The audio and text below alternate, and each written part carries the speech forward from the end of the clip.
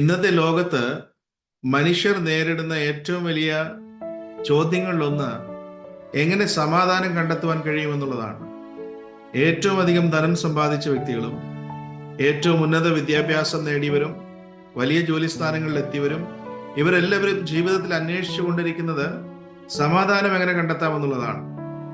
ചില താൽക്കാലിക സുഖങ്ങൾക്ക് വേണ്ടിയിട്ട് സമാധാനം അന്വേഷിച്ചു പോകുന്നവർ പല ദുശീലങ്ങൾക്ക് അടിമപ്പെട്ട് അവരുടെ ജീവിതം വഴിമുട്ട് നിൽക്കുകയും അവരുടെ കുടുംബജീവിതം തകരുന്നതുമായിട്ടുള്ള കാഴ്ച നമ്മുടെ സമൂഹത്തിൽ ഒരു നിത്യ സംഭവമാണ്. അങ്ങനെയുള്ള സമയത്ത് നിത്യമായിട്ടുള്ള സമാധാനം മനുഷ്യന് എങ്ങനെയാണ് കണ്ടെത്തുവാൻ കഴിയുന്നത്? നിത്യമായിട്ടുള്ള സമാധാനം മനുഷ്യന് നൽകിയിട്ടുള്ളത്, മനുഷ്യന് വെച്ചിട്ടുള്ളത് ദൈവത്തിൽ കൂടിയാണ്.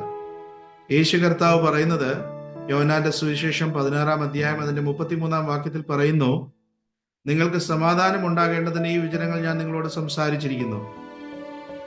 നിങ്ങൾക്ക് ലോകത്തിൽ കഷ്ടമുണ്ട് എങ്കിലും ധൈര്യപ്പെടുവിൻ, ഞാൻ ലോകത്തെ ജയിച്ചിരിക്കുന്നു എന്ന് യേശു കർത്താവ് പറയുന്നു.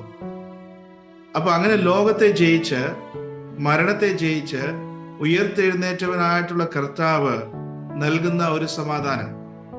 അതിനുവേണ്ടി യേശു കർത്താവ് പറഞ്ഞത്, ഞാൻ ഈ ലോകത്തിൽ നിന്ന് പോയിട്ട് ഉയർത്തെഴുന്നേറ്റിട്ട് നിങ്ങൾക്കൊരു കാര്യസ്ഥനെ, ഒരു സഹായിയെ നിങ്ങളുടെ അടുക്കിലേക്ക് അയക്കുമെന്നുള്ള വിഷയം പറഞ്ഞിട്ടുണ്ട്.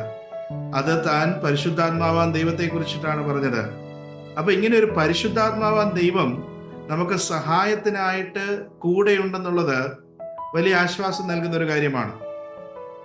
എങ്ങനെയാണ് ഈ പരിശുദ്ധാത്മാവാൻ ദൈവവുമായിട്ട് നമുക്ക് ചേർന്ന് ജീവിക്കുവാൻ കഴിയുന്നത്? യേശു കർത്താവ് തന്നെ പറഞ്ഞത്, പരിശുദ്ധാത്മാവ് വരുമ്പോൾ ആ പരിശുദ്ധാത്മാവ് നിങ്ങളെ സകല സത്യത്തിലും വഴി നടത്തും എന്നുള്ള വിഷയമാണ്.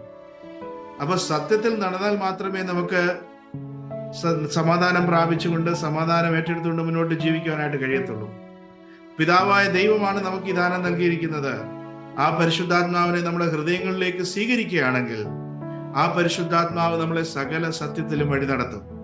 അങ്ങനെ സത്യത്തിൽ വഴി നടക്കുന്നത് മൂലം നമ്മുടെ ജീവിതത്തിൽ സമാധാനം പ്രാപിക്കുവാനായിട്ട് കഴിയും.